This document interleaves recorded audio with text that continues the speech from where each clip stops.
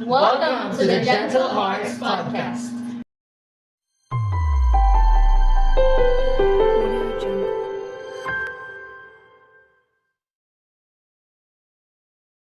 And for today's episode, we are going to talk about the Singaporean and Philippine literature.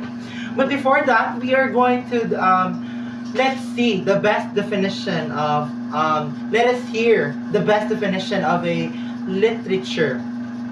So according to a Singaporean poet, Nang Yishing, who is a full-time writer in multiple genres and noted LGBT right activist, literature encourages us to empathize with the complexities of history and its subjectivities rather than coming to easy, straightforward conclusions. So it suggests that literature motivates us to understand and connect with intricate aspects of history, acknowledging its diverse perspectives instead of oversimplifying it with straightforward conclusions. So it will help us understand the importance of delving deeper into its historical narratives, considering different viewpoints and recognizing the complexity of human experiences and interpretations throughout history. So that is one of the Best definition of literature. Yes, no, indeed, that literature is our way on how to delve or understand the history of the certain countries, or in order for us to get to know the country's cultures and identity, we study their literature at the same time, or we scan their literary works in order for us to understand them. So just like the Singaporean literature, diba? We can see that the Singaporean literature does always their talks about their cultures, identities, and their traditions. Yeah, I've also read that Singaporean literature reflects the multicultural fabric of the nation, drawing from Chinese, Indian, Malay, and the Western influences. So they often explores, yeah, what you said A while ago. They explores their identity, multiculturalism, urbanization, social issues, and tensions of tradition between modern. Okay, just like the story of Catherine Lim, which is the Little Ironies, the stories of Singapore, in which it spotlights ordinary people at their best and worst, such as the taximan story that we did discuss with Sir Tormis, in which a cab driver is happy to make money off sex workers while looking down on them. Yeah, right. No, it's quite ironic on how that taxi man criticized those sex worker while earning a money from them, diba? He earns money from those sex worker, thus he keeps on judging them. Yes. Right. Another collection of Catherine Lim Little Ironies is The Teacher. Now, The Teacher, how ironic is that the teacher wishes that the girl had confided in him when she committed suicide, but her composition and her way of doing so, and the teacher misses that out. Aside from that, the teacher view her composition actually tells the story of the girl. Yes, I also read that story. It tells the story of a girl from a teacher's perspective. The girl wrote compositions that irritates the teacher because of her bad grammar. So it just a sad fact that teacher didn't even try to dive the about the story of that girl to understand or ask. Yes. I actually kind of read that story also, no, then, and I can notice that, like, I get very irritated about the teacher that when at the last part she says that I hope she tells me about she tells me about this problem, then now she's dead. Teacher, if you just if you just try to empathize the Writings of the student. the writings of the students, you can notice that there's a problem. There's No, problem, that yes. Yes. Yes, No, that's that right. the teacher. And yes, So and the that's student is asking for help through the writings, Oh, but yes. the teacher was more focused on On the the grammar. grammar. which is Yes. why it's sad. yes, it's very sad. No, I really love that story. I indeed that Catherine Lim was a great writer from the Singapore. I agree. Yeah. Now let's dive into the Philippine literature. Same as the Singaporean literature, Philippine indeed that talks about their culture, tradition, and identity, especially those colonization, Yes. yes, colonial influences.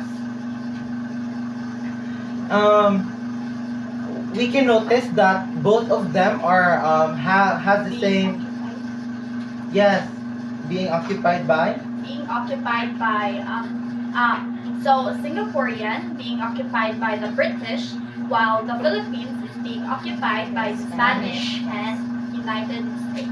Yes, both of them are being colonized by European people. That's caused them to write literary works basis on their with the theme of their identity, cultures, and tradition.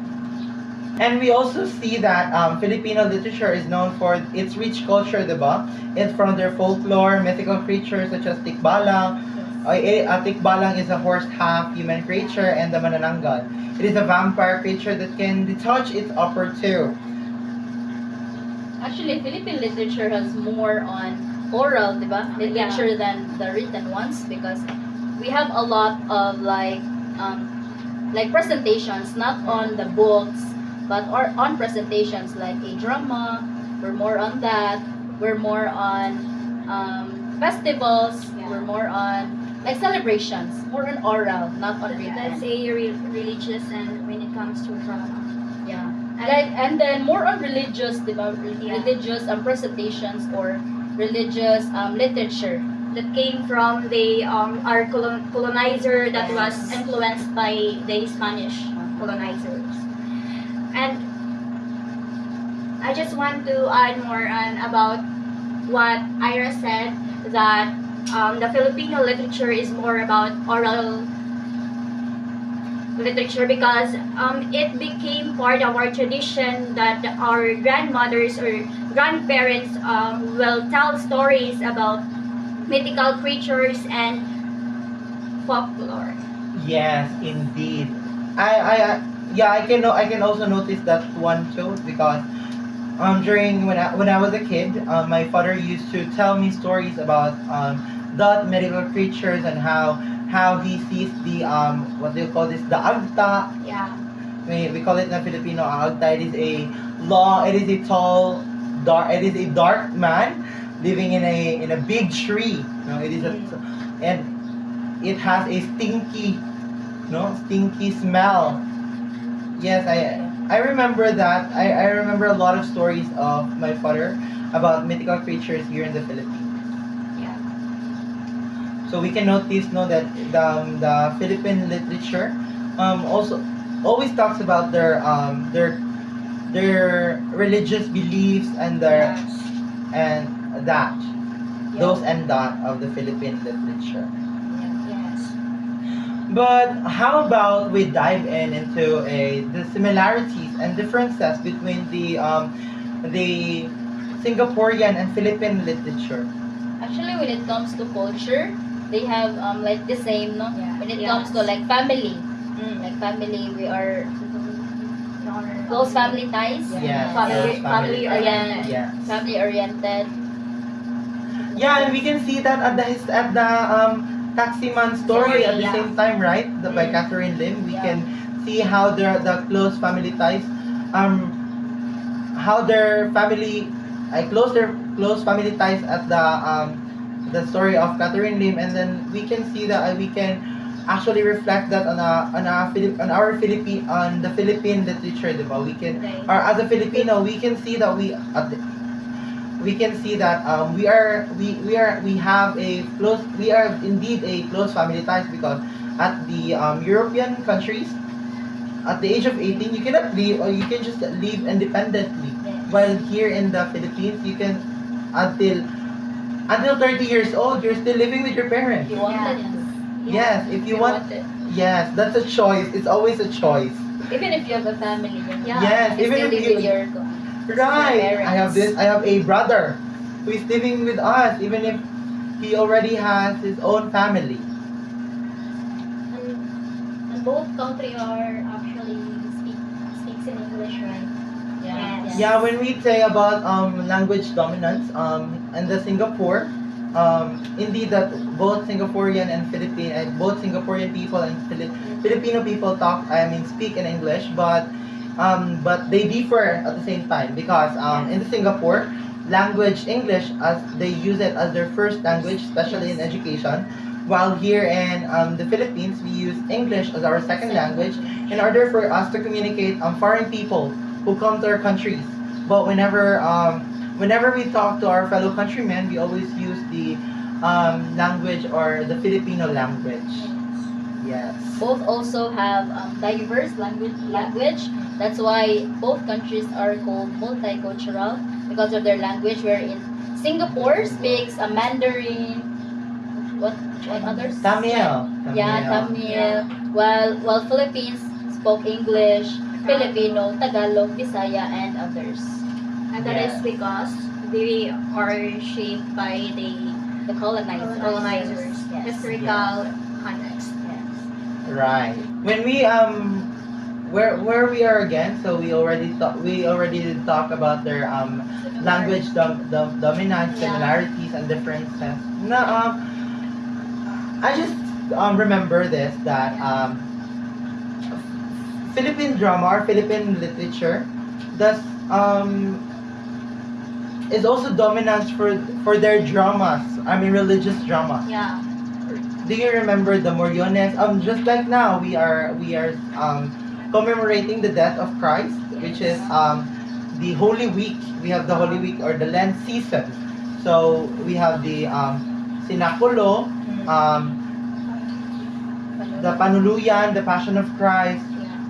Yes, and I don't know when. I think yesterday, just yesterday, right? We have the Passion of Christ. It was held in the in Guadalupe. The Passion of Christ. It a lot of people watched it yesterday because they parade. Yes, I remember. I saw that at the Guadalupe. No, that they reenact the death of Christ, like on how Christ was being crucified at the cross. It just shows that our cultures were influenced by the colonizers, right? Their religious. Yeah. And anything are you about to say before we end this conversation? What are your insights, the facts So I about? think Philippine and Singaporean literatures offer a valuable windows into their cultural, historical, and social landscapes of these nations. So they also provide opportunities for readers to engage with diverse perspectives, grapple with complex issues, and develop empathy and understanding for different cultures and experiences. Culture also affects our lives Yeah. just by our works, our literature, of course. As we can see, it is very very influenced by our culture and our religion. So the best way to know a certain country's culture and identity is through literature. Yeah, read a lot of Just literatures. just read and read a lot about their country in order for you to know before. I don't know whose teacher is. I can't remember the exact teacher who says this, but she reminds us that before we go to other countries, it is very important for us to read or to search. Oh, it was Dr. Jagonia. I can remember now that it was she said that before she gives us a tip that before we go to certain countries, it's nice for us if we read if we read about the traditions and cultures and about that certain countries. And yeah, literature is one of the best ways since it's for It's us the people reflection. it's very lazy for it's we are very lazy not to research. So it's nice if we the best thing to do is read a book, and then by the book You will that is a learn. reflection, all right, a reflection of their cultures and identities as a Yes. Because it will not only inform us but also entertain us. yes at the same time. And quite nice. And yeah, I think that's all for this episode. I think that's it. Yeah. Thank you so much for watching. And again, this is the Gentle Gentle Art Arts Podcast. Podcast.